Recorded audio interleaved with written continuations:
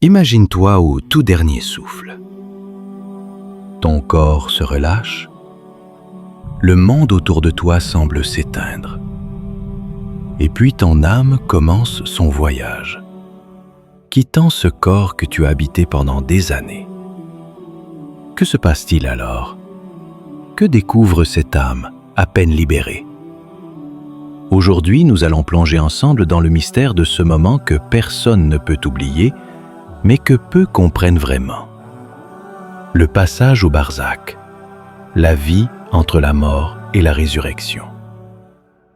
Tu vas découvrir ce que le Coran et les hadiths authentiques disent, sans fioriture, sans légende, avec toute la profondeur et la vérité qu'exige ce sujet sacré.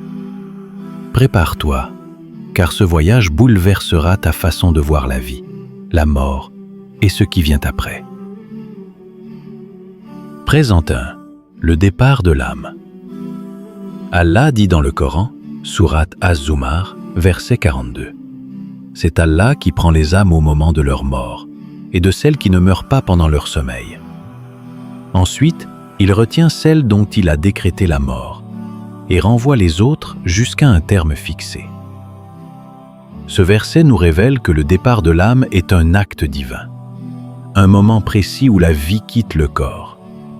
Imagine l'âme comme un souffle précieux, délicatement retiré par la main du Créateur. Dans une autre sourate, Al-Mu'minun, versets 99 à 100, Allah évoque la plainte de l'âme au moment de la mort. Puis, quand la mort vient à l'un d'eux, il dit « Seigneur, ramène-moi sur terre, afin que je fasse du bien dans ce que j'ai laissé. » Ce cri du cœur montre que dans cet instant, le regret peut surgir. L'âme réalise la gravité de ce départ. Le prophète Mohammed, paix soit sur lui, a également décrit la sortie de l'âme dans plusieurs hadiths authentiques.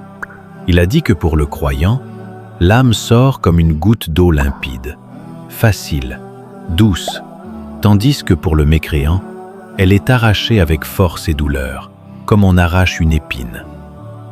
Ce moment est donc chargé d'une grande intensité spirituelle et prépare l'âme à la prochaine étape de son voyage, le barzakh.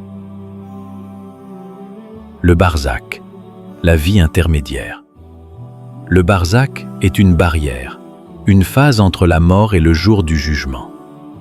Allah mentionne ce terme dans le Coran, sourate Al-Mu'minun, verset 100. Puis, quand la mort vient à l'un d'eux, il dit « Seigneur, ramène-moi sur terre, afin que je fasse du bien dans ce que j'ai laissé. » Les savants expliquent que le barzakh est le lieu où l'âme attend, dans un état qui reflète ses actions et sa foi. Le prophète, paix soit sur lui, a décrit l'interrogatoire dans la tombe par les anges Munkar et Nakir. Ces anges viennent interroger le défunt sur sa foi, ses actes et sa sincérité. Selon les hadiths authentiques, pour le croyant sincère, l'interrogatoire est doux et rassurant, tandis que pour celui qui a négligé sa foi, c'est une épreuve difficile et effrayante. Cette phase est cruciale, car elle prépare l'âme au jour de la résurrection. Les émotions et épreuves dans la tombe. Le prophète, paix soit sur lui, a parlé de la peur, de la solitude, mais aussi de l'espoir et de la paix que peut ressentir l'âme dans la tombe. Il a dit que les bonnes actions, comme la prière régulière, la charité et le bon comportement, apportent de la lumière et du réconfort dans la tombe. Des récits authentiques rapportent que certains croyants voient leur tombe s'ouvrir et s'illuminer, tandis que d'autres peuvent faire face à une obscurité pesante. Cela montre l'importance de la vie terrestre et des choix que nous faisons. Chaque action a un impact au-delà de la mort. Conclusion et appel à la transformation. Maintenant que tu connais ce qui arrive à l'âme après le dernier souffle, que ressens-tu? Ce savoir ne doit pas te paralyser, mais t'encourager à vivre pleinement en conscience. À prendre soin de ton âme, à faire le bien, à chercher la sincérité et la proximité d'Allah. Car le barzakh est une étape qui reflète la vie que tu mènes aujourd'hui. N'attends pas demain pour changer. Vis chaque jour comme si c'était le dernier, car un jour, ce moment viendra pour chacun de nous. Si cette vidéo t'a touché, partage-la avec ceux que tu aimes. Abonne-toi pour d'autres voyages spirituels profonds et laisse ton avis en commentaire. Que la paix et la miséricorde d'Allah soient sur toi.